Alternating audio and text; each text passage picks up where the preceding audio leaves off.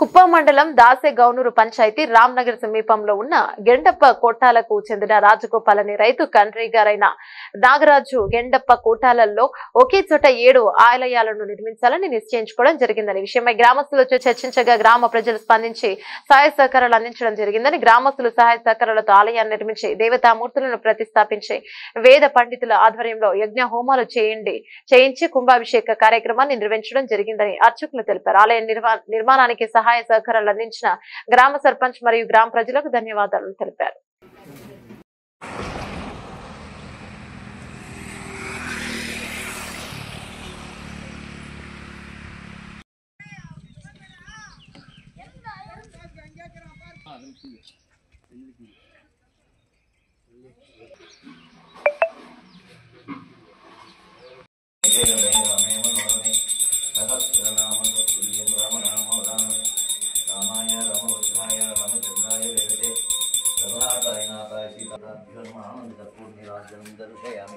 वीरार्जुनानन्तरमात्मनीं समर्पयामि रक्षान्धारयामि नमस्करोमि।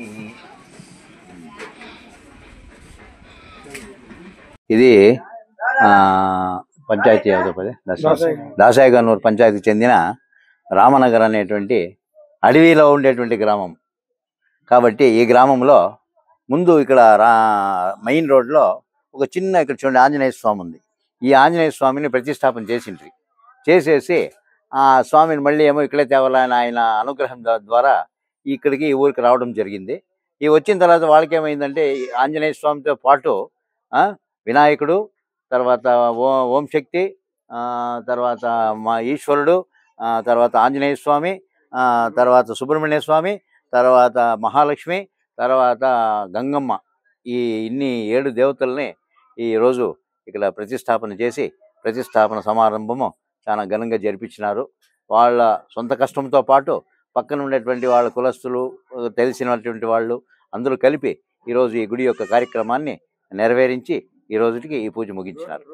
కొంచెం తొందరగా ఉంది వెహికల్స్ రావడానికి. దానికోసము ప్రజలు కూడా గవర్నమెంట్ కూడా దీన్ని సపోర్ట్ చేయాలని విన్నవించుకుంటూ ఉన్నాం.